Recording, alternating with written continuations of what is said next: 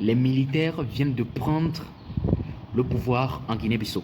Les soldats ont pris le contrôle de la capitale en contrôlant certains points stratégiques et névralgiques. Et ils se sont emparés de la présidence. Et ils ont démis le président de la République. Et ils ont fait passer un communiqué. Mais sachez bien que cela a précédé plusieurs tentatives de coup d'État qui n'ont pas réussi. Pourquoi? Les mêmes choses. La corruption, la misère, un peuple qui croule sous la pauvreté. C'est la même chose. Et actuellement, je vous dis qu'au Togo, Faure Gnassingbé, les barons du Parti Unir s'inquiètent réellement. Malgré qu'ils sont en train de lutter pour pénétrer l'AES, malgré qu'ils sont en train de lutter pour intégrer la coopération russo-africaine, afin de paraître panafricanistes, ils ont toujours peur. Soit d'un coup d'État venant de la France, et soit d'un coup d'État venant de l'intérieur, puisque le peuple sera favorable à tout coup d'État.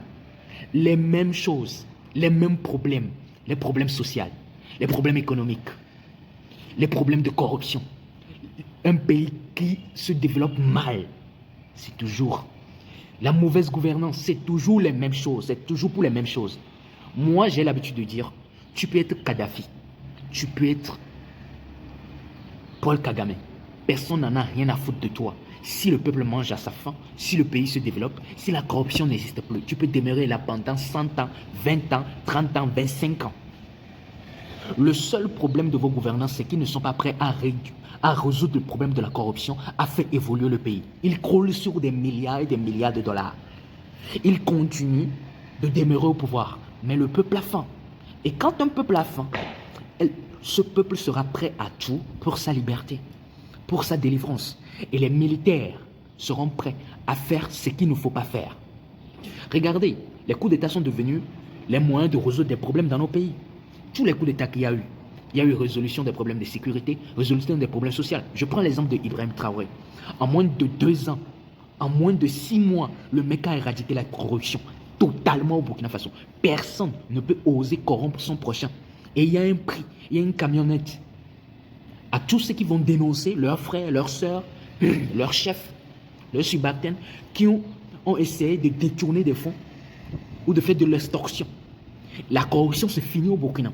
Les mesures sociales ont été prises au Burkina. Le pays se développe, le pays bouge. Chacun se sent concerné dans le pays.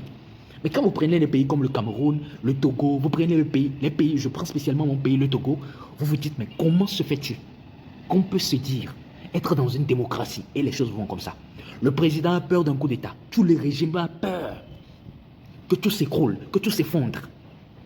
Mais malgré ça, il continue de faire souffrir le peuple. Les mesures sociales ne sont pas prises. Moi, je dis, si aujourd'hui on venait à doubler le prix, le SMIC, qui était à 52 000, on le met à 104 000, tout le peuple va acclamer. Même ils vont oublier même qu'il y a une affaire de coup d'État. Si aujourd'hui on divisait le prix du riz, du maïs, de l'haricot, du gari, des denrées alimentaires de base que les Togolais mangent, on divise ces prix par 2. Je dis qu'au moins la majorité des Togolais vont dire, bon, laissez Faure Gnassingbé, peut-être qu'il veut faire bien. Mais je vous dis que Faure Gnassingbé et tout son gouvernement ne sont pas prêts à le faire. En fait, on est en train de programmer même d'augmenter le prix de l'électricité, le prix de la régie, le prix des denrées alimentaires, le prix de tout ce qu'il y a dans le pays. Oui, puisque vous êtes des couilles molles. L'armée est un couille molle, le peuple est un couille molle. Je parle de ce qui se pense tout bas. En fait, ce qui énerve le peuple, c'est de voir des personnes corrompues. Après, on va te dire, mais où sont les pauvres, où sont les pauvres? Vous nous prenez pas de con ou comment? Qui sont élevés en dignité dans le pays? Le problème, c'est quand la dette du pays est surcotée. On est presque à 5 000 milliards d'endettement en francs CFA. Mais on ne voit aucun résultat dans le pays. Et quand il y a une petite mesure sociale dans le pays, sous le haut patronat du président de la République, sous le haut patronat de Faure Gnassingbé, mais désolé les mecs, ça ne peut pas se passer ainsi. Impossible. Ça ne peut pas se faire ainsi. Non, les choses ne peuvent pas se faire ainsi. Le peuple finira par se révolter. Il y aura quelqu'un dans l'armée, peut-être même proche, même de plus confiant à Faure Gnassingbé, qui va finir par dire c'est bon comme ça. Le mieux, moi je suis dictateur. Je vois que le peuple est en colère. Je vois que l'armée même, je ne peux me fier à personne. Je prends des mesures sociales. Ce n'est pas de courir après la Russie. Les Togolais n'en ont rien à foutre. J'avais fait une vidéo jeudi en disant que si la France même fait un coup d'État, les Togolais seront heureux. Si ça va résoudre tous leurs problèmes. Le mieux pour moi, si moi je suis dictateur, moi je peux doubler le SMIC. j'ai déjà les milliards, je double le SMIC. Oui, je dis, bon, on divise le prix de l'électricité, on diminue le coût de l'électricité de 40 ou de 30%. J'en ai rien à foutre de ce que ça va faire comme répercussion. On double les tranches des étudiants. Oui, c'est ça, c'est ça. Mais il paraît que Fogna Sigbe n'en a rien à foutre complètement d'être collègue. Avec tout ce qui s'est passé avec le M66, avec tout là, c'est-à-dire que le président de la République n'en a rien à foutre. C'est-à-dire que c'est son image à l'international qui l'importe. Mais il ne sait pas que quelque chose est en train de se tramer en secret avec la France. Mais la France ne vous dira jamais parce qu'il y a la DGSE, c'est la DGSE qui travaille sur ces sujets, le service de renseignement secret français. Oui. Mais ce qui se pose comme problème, c'est qu'il y a des militaires qui ont des idées. Ils sont proches, ils sont même dans le parti qui ont des idées.